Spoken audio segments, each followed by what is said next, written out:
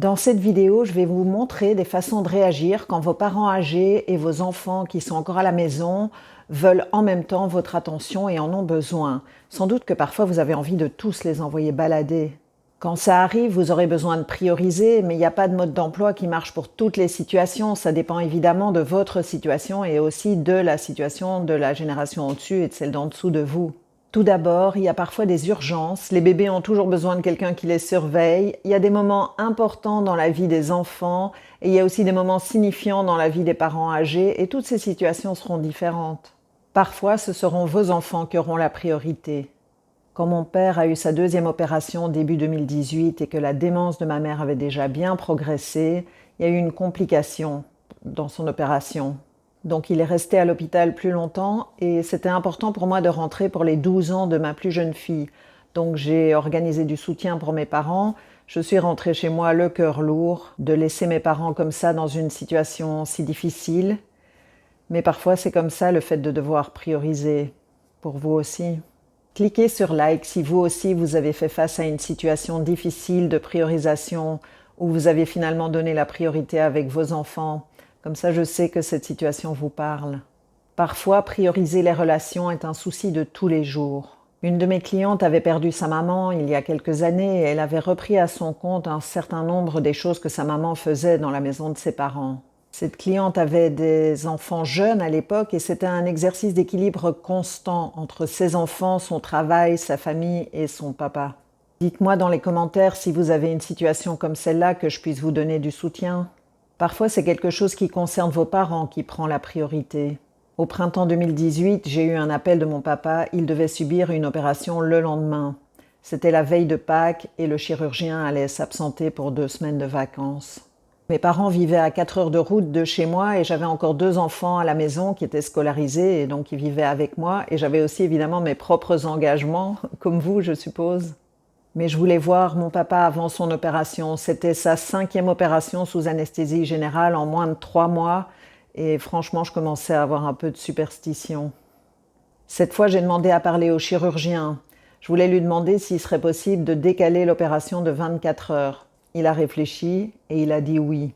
Ça me donnait 4 ou 5 heures pour organiser mes enfants, m'organiser moi-même et pouvoir arriver chez mes parents, passer quelques heures avec eux avant que mon papa entre en clinique. Cliquez sur like si vous avez vécu aussi une réorganisation urgente comme celle que je viens de décrire, pour que j'ai une idée de ce que vous traversez et que je continue à vous donner du contenu qui est utile pour vous. Parfois, c'est un enfant adulte qui reçoit la priorité.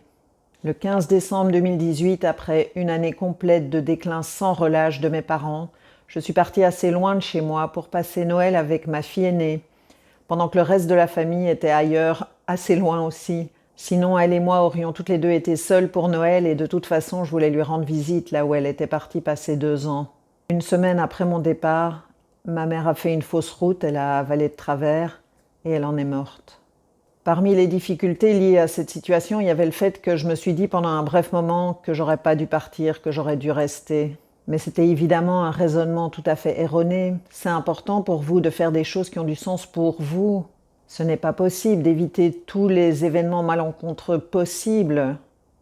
Vous le savez, et pourtant j'ai vu un certain nombre de mes clients se mettre la pression comme si justement ils allaient pouvoir éviter tout ça. Ça ne doit pas toujours être vous qui vous occupez de tout. Je chante dans une chorale et un vendredi soir au printemps 2018, nous allions chanter le Requiem de Mozart. Ce n'était peut-être pas de très bon augure. Les choses étaient très très tendues chez mes parents. Ma mère s'était mise à taper sur la personne qui était chez eux pour les aider justement, avec mon père affaibli et elle qui déclinait. Et ça se passait très très mal.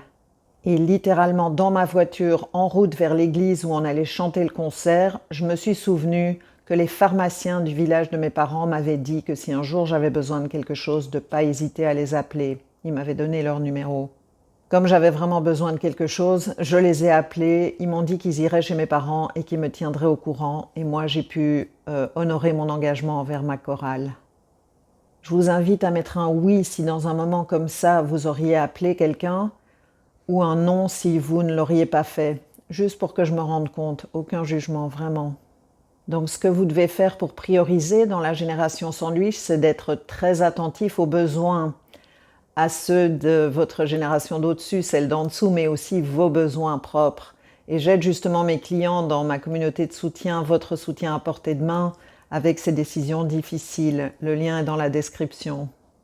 Mais parfois, il y aura quand même une situation indésirable. Il n'y a pas d'assurance contre les situations indésirables. Même si vous faites tout parfaitement bien avec les différentes générations, certaines crises peuvent arriver quand même.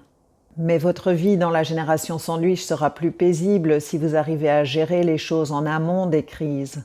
Dans la prochaine vidéo, je parlerai justement de comment être OK dans la génération sandwich. Donc comment gérer les générations pour limiter le nombre de crises auxquelles vous ferez face. Donc cliquez sur l'image et je vous dis à tout de suite dans la prochaine vidéo.